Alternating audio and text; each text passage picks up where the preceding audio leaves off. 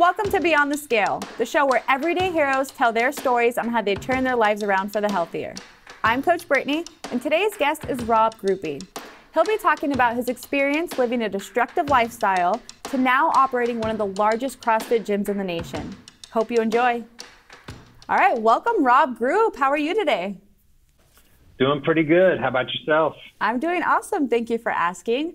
I'm really excited to have you on the show, hear about all of your hardships and challenges that you've been through and how you've worked your way out of those to become who you are today. Okay, awesome. Yeah, so if you can just start off telling our listeners who you are and what you currently do. So my name is Rob Grupe, and I own a CrossFit gym called Twice Bitten CrossFit, and it's located in Oklahoma City, and I believe we're the largest CrossFit gym in Oklahoma. We're at about 16,000 square feet. So when did you first develop your interest in fitness?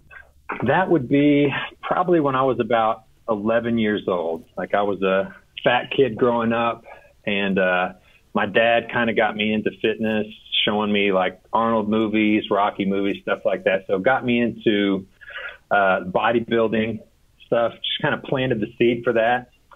And around that same time, like I was, picked on and stuff like that. There was one time in particular that I can remember that I got beat up on my front porch. Oh, wow. And yeah, so I was young at the time, around 11, and I lived in kind of a rough neighborhood, and just walked out onto my front porch to about 8 guys there that wanted to beat me up for whatever reason. But it was a situation to where I basically, you kind of got that fight or flight response when something traumatic happens.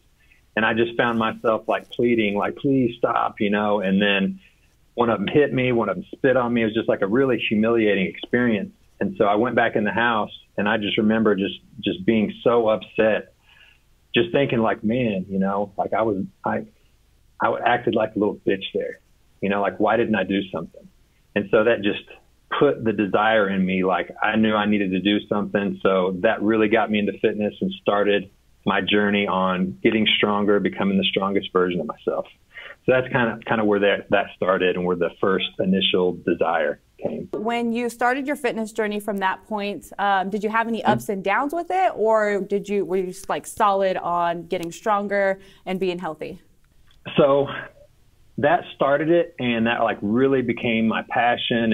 It changed my life. I started doing better in school. I mean, all those things, and until like I got into the point to where I was, juicing and everything else, and just became obsessed with like, how strong can I get?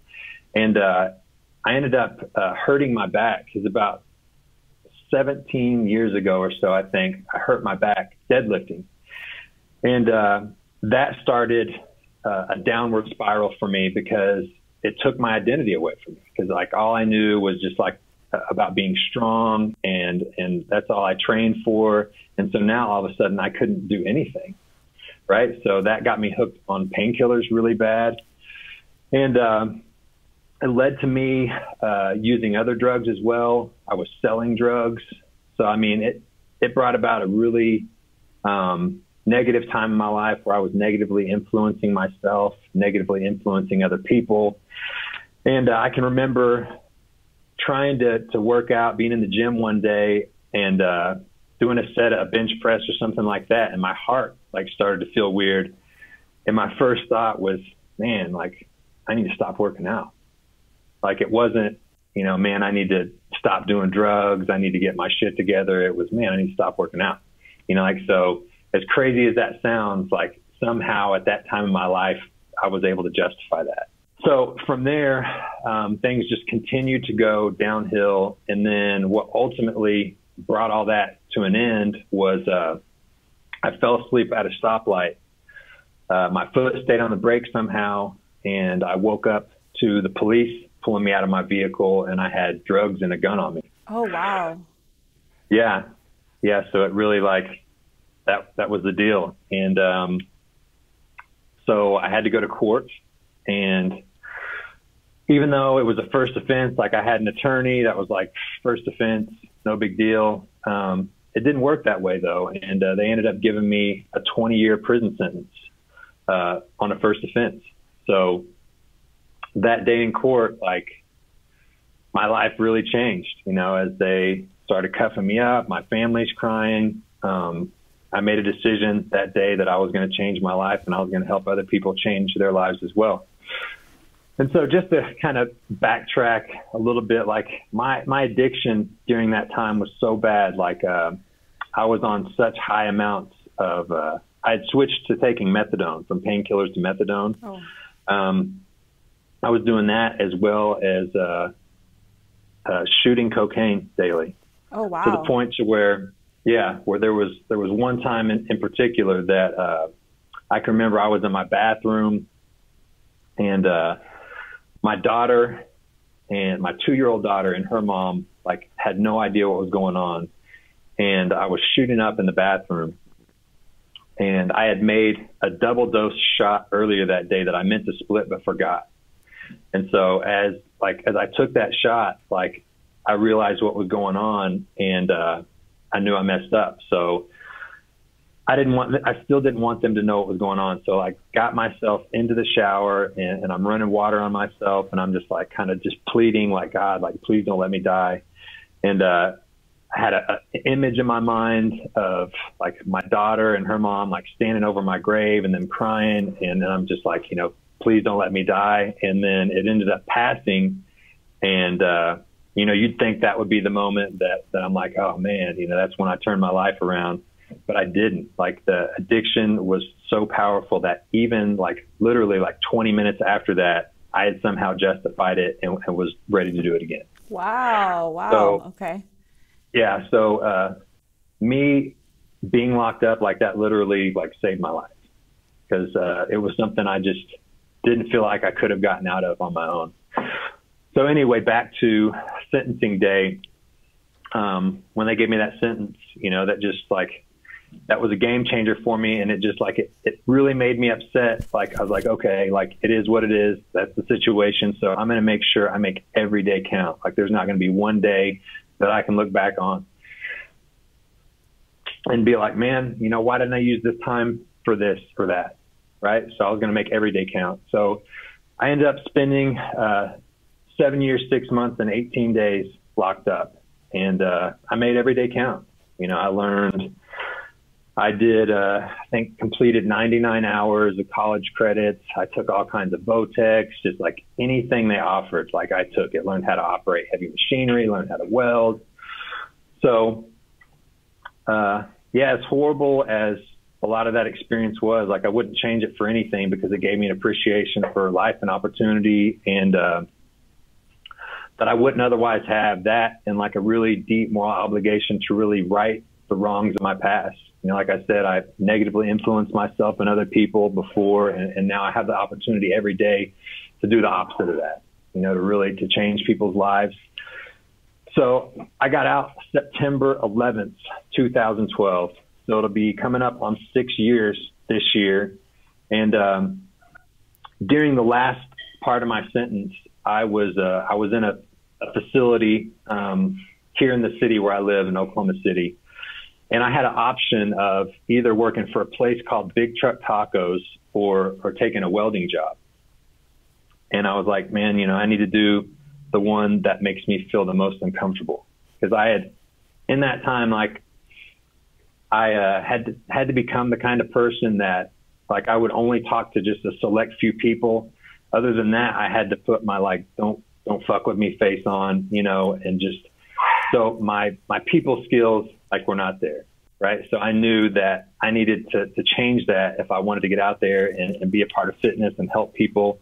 So I took the job with Big Truck Tacos just because, like, it just scared me to death to think about, like, interacting with people. So I took that job and actually took, like, the window spots where I had to take people's orders through the window and just slowly desensitize myself to it. And so I actually, like, got good at it. And from there, I went to the gym that I'm at now, that I'm actually that I'm leasing the whole thing, but just went there. It was a 24-hour gym at the time. And I just kept it real with the owner of the facility. It's just like, hey, you know, I'm a certified personal trainer, but I just got out of prison. I'm looking for somebody to give me an opportunity. And they did. And that's where like I started training with people one-on-one. And eventually through learning from Bedros, I learned a lot from Bedros, his different stuff online, and becoming a part of his groups helped me learn how to help more people. So I went from being a one-on-one trainer in that space to opening up a little 1,500 square foot space in the same building. Made some big mistakes along the way, took on a few partners. So luckily, like my stepdad, oddly enough, he's retired FBI and was an attorney with the FBI. And so he learned a lot about partnership agreements and dissolutions from my interactions. So I was lucky to have him. But yeah, I learned a lot through that process. And ultimately, after 2 failed partnerships, that's where the Twice Bitten CrossFit name kind of comes from, is overcoming obstacles, resilience. We expanded into a 4,000 square foot space, and then ultimately into the 16,000 square foot space that we're in now. So yeah, there's definitely been a lot of ups and downs, a lot of trials, and it's always a learning experience still every day. But now, which is the point, like, we went from when I first got in there and was struggling with the partnerships, we had probably 30 or 40 members, and we're struggling. And now with all the coaching and help that we've gotten, we have an amazing team, and we're over 300 members now, and just really getting to change people's lives every day. So it's pretty cool. Yeah, absolutely. It definitely sounds like you're making an impact out there. So thank you for sharing all of that. I want to take a few steps back. Now, you said when you were getting handcuffed, that's when you decided you were going to make every single day count. What was it, seeing your family there, or what was it that made you make that decision at that point? Well, it shocked me. Like I thought I was going home that day. Mm-hmm. I thought, I'd never been in trouble before. Where was my second chance? That was kind of what I thought. Like, I've got an attorney, my attorney, I've been working with him, been paying this guy. Like, I've never been in trouble before. And so, and that's what everybody's been telling me, like, don't worry, like, you're fine. Like, you're just going to get some probation, something like that. Like, not a big deal. And so when I got that 20-year sentence, it was just like, what? And then as they're cuffing me up, my family's crying, just really start sinking in. I'm like, all right, it is what it is, but I'm going to make every day count.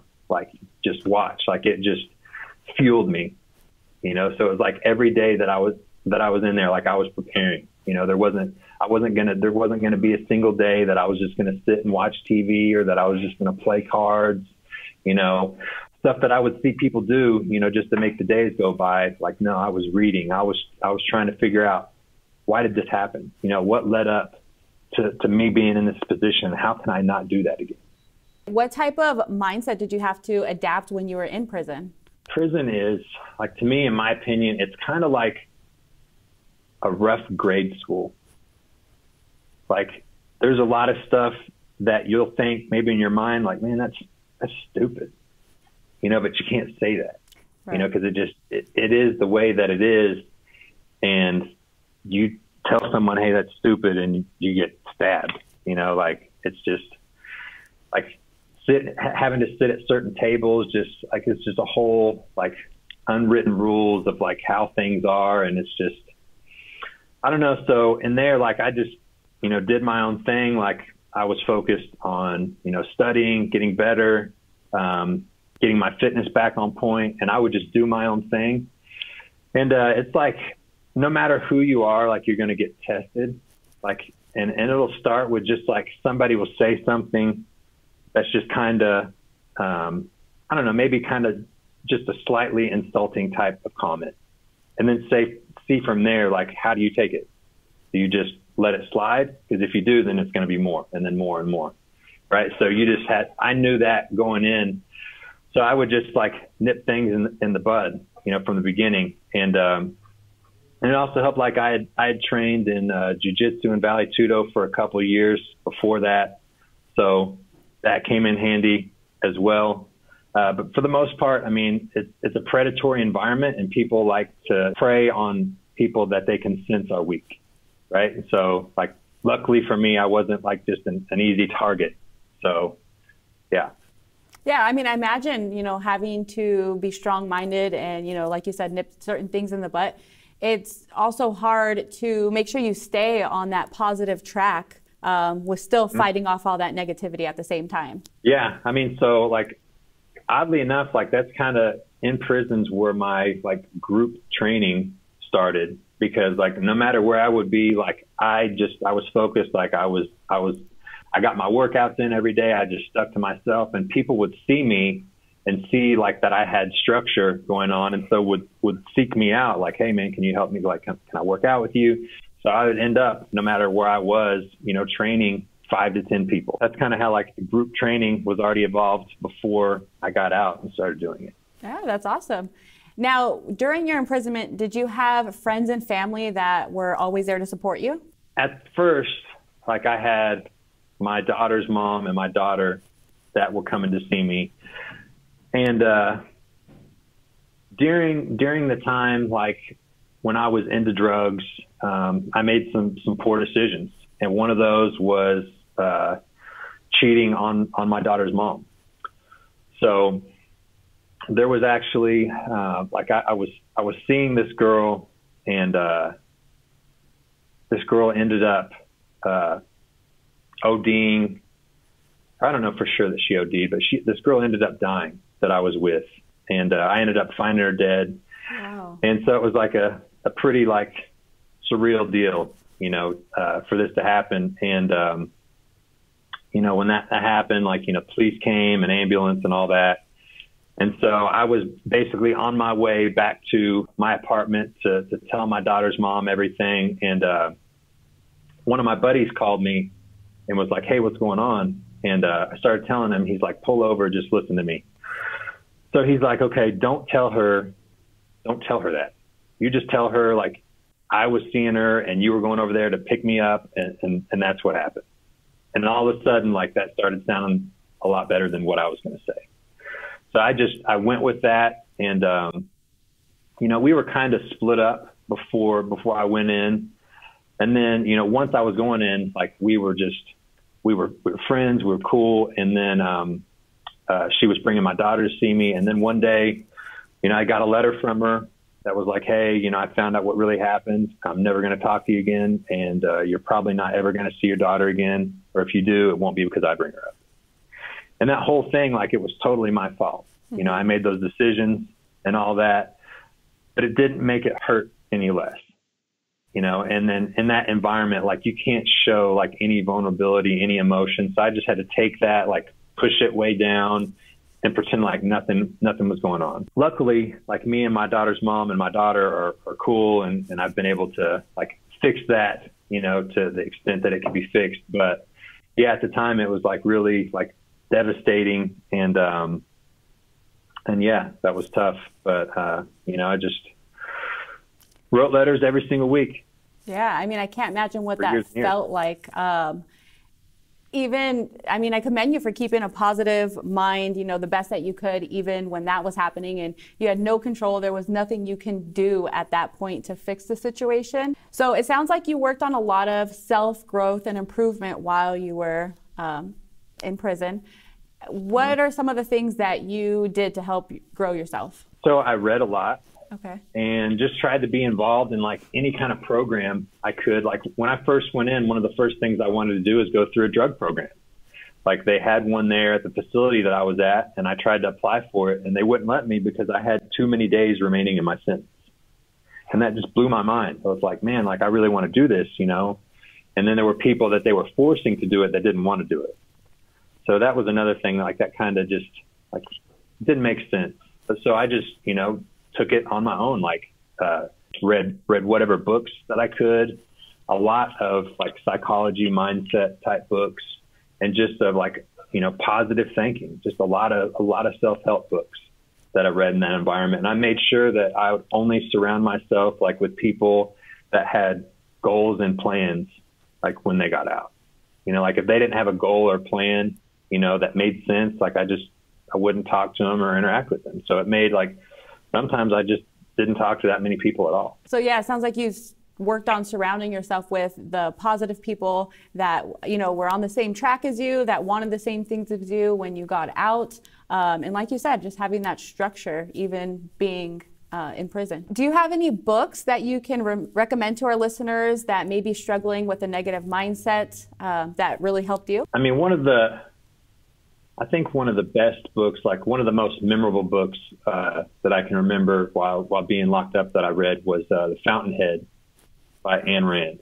Like, it's a really long book, but it was one that like really showed me how like thoughts can be written down in words, like in a way that I didn't know existed.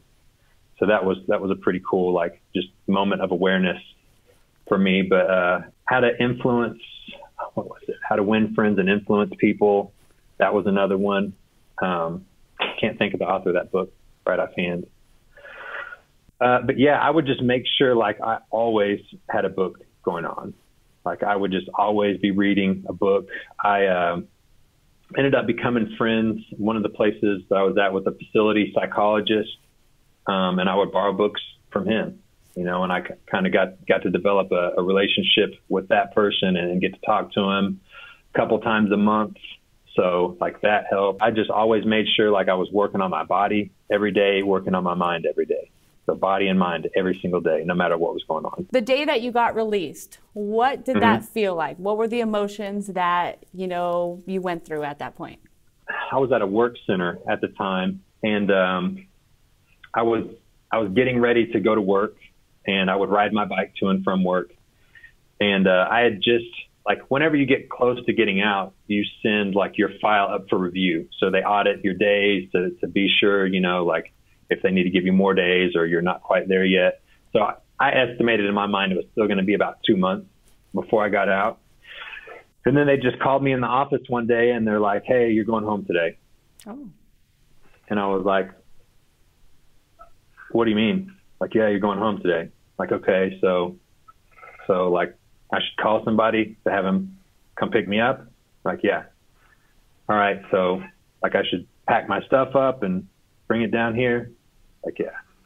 Okay, so like I can like go outside and like, yeah, you know, like it really took a while for it to sink in. And yeah, it was crazy. It was yeah, it really took a minute for it to sink in. And my stepdad ended up being the one to pick me up. And it was crazy. Like I actually, like my release papers, I still have them in my wallet for whatever reason.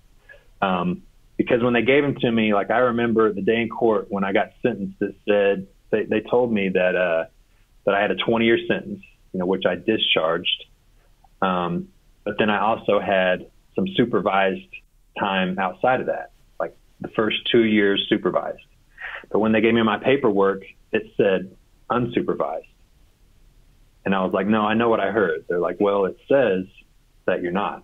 I'm like, okay, well, I know what I heard. So like we went to the courthouse and I talked to everybody and they said the same thing. And then I actually found the DA there, the one that sentenced me, and asked her personally, like, hey, is this right? And she's like, yeah, that's what it says.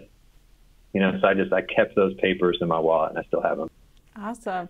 Now, when you were getting out, did you have any fears that you might, you know, end up going down the wrong path again? Or were you knew like you were never going that way again? No, I mean, there was definitely a lot of anxiety about it. And it was something I thought about a lot, you know, while I was away. Like when it came to relationships that, you know, I made a deal with myself, like I wasn't going to be involved in any kind of relationship unless it was somebody that was bringing just as much to the table as I was. Somebody that had like big goals for themselves. And same thing, like I wouldn't involve myself with anybody that was into the things that I struggled with. Anybody that was into drugs or anything like that, like I wouldn't have them in my life, period. Because I knew, you know, like as an addict, like you can't be in that situation, in that environment and not expect to eventually have a slip up.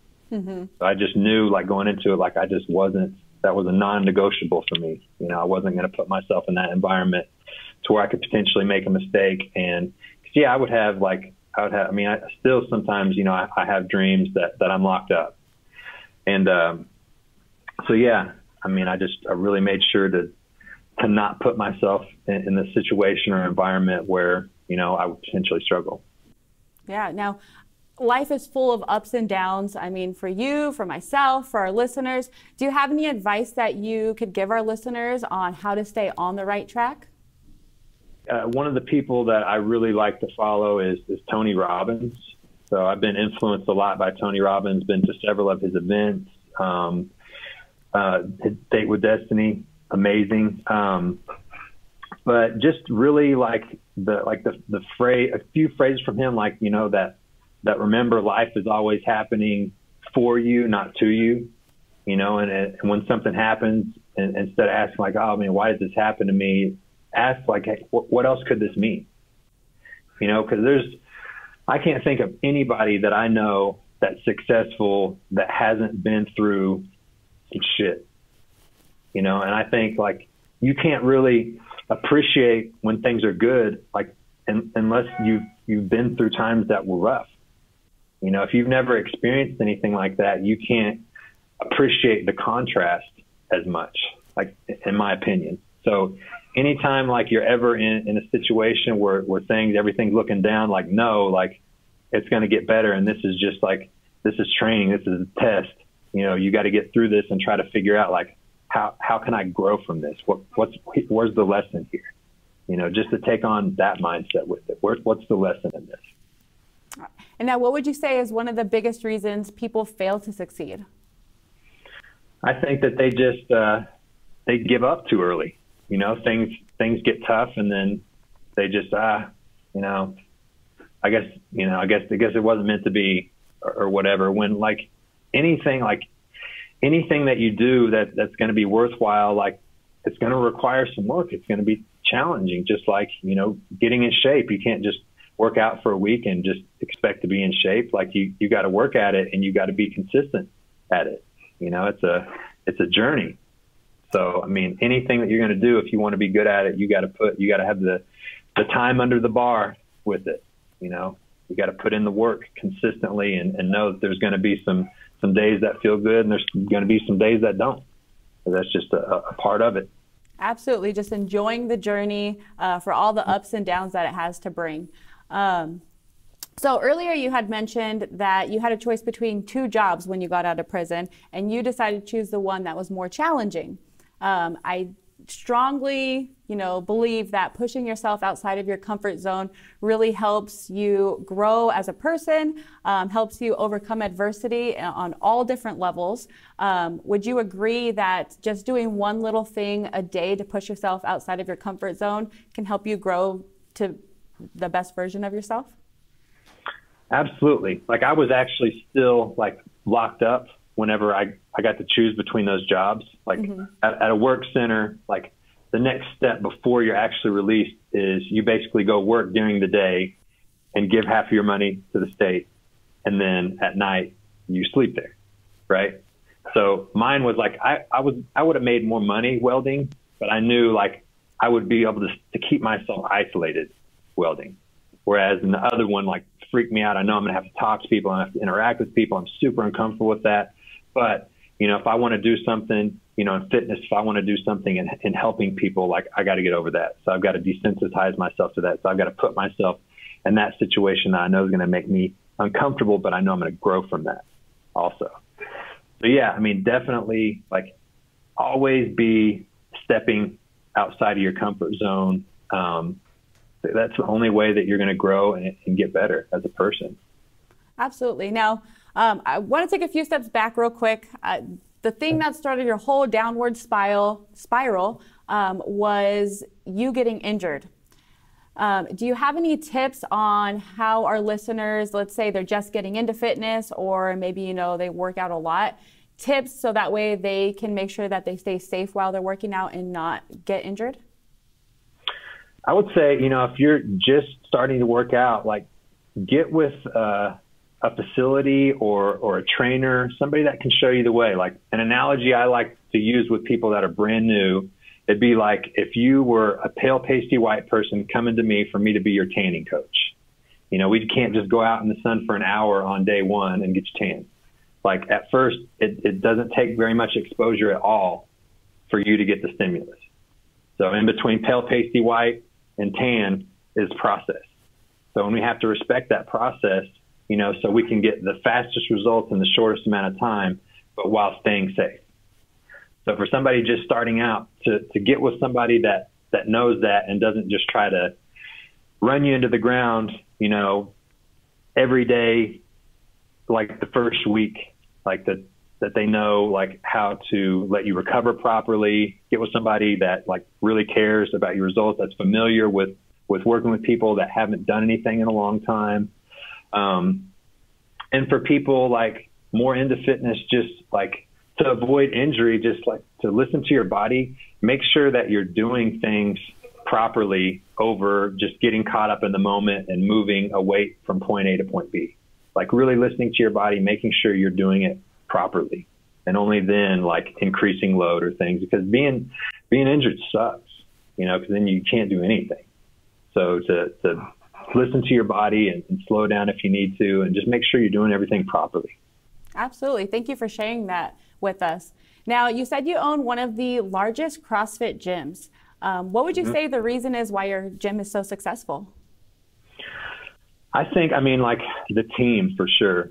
Like, you know, I continue to learn about leadership and developing the team. But I mean, you cannot, you know, scale and grow things without, you know, you having people that are going to be extension of you to help more people. So just being very transparent with my team, like everybody on my team obviously knows my story, you know, things like that. But I think in them seeing that openness and me being willing to do anything that I would ask them to do, you know, they carry that same thing into when they're working with clients. And so it's created a community to where people are open, like, and we focus on more just like everyday people. Like I'm not focused on like the super high level athlete. Like, I'm focused on the people that are trying to get off diabetes medication. You know, I'm focused on the people, they just want to get better. So I've got people in my program from their teens all the way into their 70s, you know, that they just teaching people how to move properly, how to eat properly, just the basics, you know, like everything is really in the basics when it comes to fitness and nutrition. Like if we can just get the basics down, like you're going to be good. Do that in a fun and welcoming environment, you know, and people are going to get results, and they're going to look forward to coming to the gym each day. And, you know, their confidence is going to build. They're going to get stronger. They're going to get healthier. And that's going to bleed into the other areas of their life, you know. And so it's really cool and fulfilling to see those things happen and see those relationships form, you know, between people. So it's just, we have a really positive environment, and it's fun. And we're always, you know, I'm always trying to work with the team and learn new things that we can bring to make people's experience even better. Yeah, I mean, I think opening it up and sharing your story is so powerful, because some people may come into your, you know, gym and see you like, hey, there's this fit guy. He doesn't know what I struggle with. He's got no idea. He lives this great life. And when you open up and share, you're able to connect on so many different levels that you otherwise wouldn't have been able to. So I'm so happy that you not only share your story with your teammates and your clients, but also you are open to share it here to all of our listeners also. Yeah, absolutely. I appreciate you having me on the show. No, absolutely. So kind of got to wrap it up now, but I do want to find out from you, what does living beyond the scale mean to you? So to me, like there's more than one single unit of measurement. Like the scale is just one of them. So to make every day count and always realize that like every conversation, every interaction that you have with somebody can have a big time impact on their life. So like I always try to keep that in my mind. Like anytime I'm talking to anybody, they're walking through the door, you never know like what's going on in your life and how powerful, you know, your words of encouragement and influence can be. Like that can be the pivotal turning point in somebody's life, your words to them that day. Thank you for sharing that. Wonderful words. Thank you for all the advice that you've given us today. If there's anyone out there that would like to visit your location, where can they find you?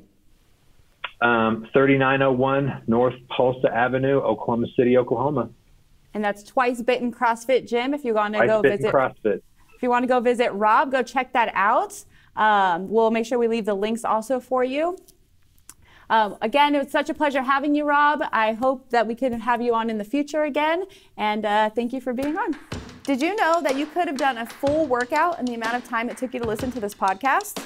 Go to fitbodybootcamp.com to claim your 3 free sessions now.